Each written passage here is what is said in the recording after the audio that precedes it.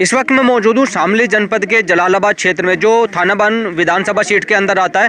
और मेरे साथ गठबंधन प्रत्याशी हैं अशरफ अली जी, उनसे जानेंगे क्योंकि किस मुद्दे को लेकर के ये चुनाव में, क्योंकि जो थाना भवन सीट है पश्चिमी उत्तर प्रदेश की हॉट सीट मानी जाती है। यहीं से बीजेपी के प्रत्याशी हैं, कैबिनेट मंत्री रहे हैं सुरेश राणा, वो इनके सामने हैं। दोनों की आमने सामने की काफ़ी क्रिटिकल ये सीट है। अब देखते हैं कि क्या मुद्दों पर बात होगी। अशरफ जी, आपका स्वागत है न्यूज़ 24 के साथ।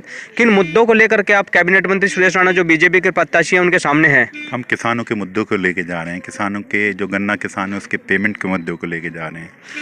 महंगाई का मुद्दा है, डीजल के दाम कहां से कहां पहुंच गए, और खाद महंगा है, पेस्टिसाइड्स महंगे हैं, सरकार लागत का खर्च बहुत बढ़ गया है, आमदनी आउटपुट इतना है नहीं, आमदनी उतनी किसान की रही नहीं है।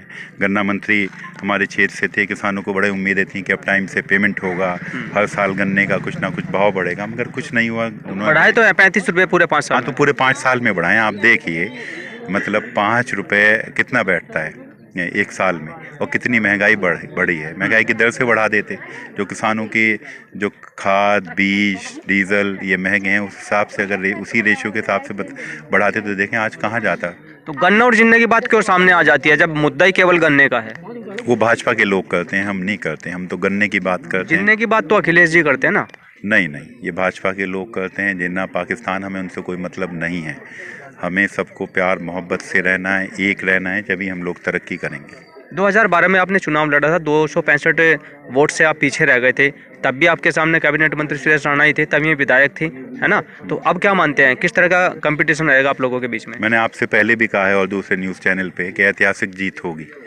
और मैं अपनी नहीं कह रहा हूँ, हमारी तीनों सीटों पे ज़िले की, क्योंकि किसान मजदूर युवा और सभी लोगों का समर्थन प्राप्त है हमारे गठबंधन को। तो जैसे कि अभी आप बात कर रहे थे गन्ना की, क्या यहाँ कानून व्यवस्था पहले से बेटर हुई है या कंडीशन और डाउन हुई है?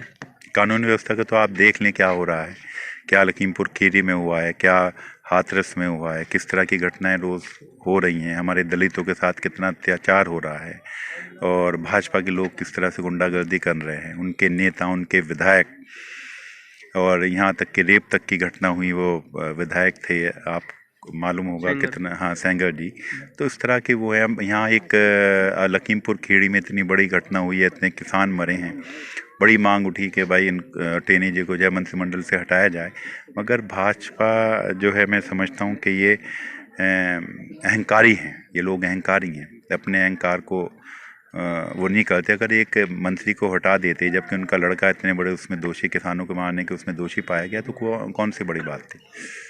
देखिए, ये हमारे साथ अशरफ अली जी हैं जिन्होंने गठबंधन से अपना नामांकन दाखिल किया हुआ है। इन्होंने साफ तौर पे ये कहा है कि अगर बीजेपी कानून व्यवस्था की बात करती है तो जो टैनी जी है अब तक उनको इस पद से हटा देना चाहिए था। अब देखना होगा कि 10 मार्च में क्या रिजल्ट सामने आता है, किसकी विधानसभा सीट में जो कैबिनेट मंत्री सुरेश राणा है और अशरफ अली जी जो बीजेपी गठबंधन से प्रत्याशी है, इन दोनों के बीच में कौन सा विधानसभा सीट थाना बनपन अपना परचम लहराएगा। सामने से अपने सहयोगी पिंको के साथ अमित शर्मा, न्यूज़ 24।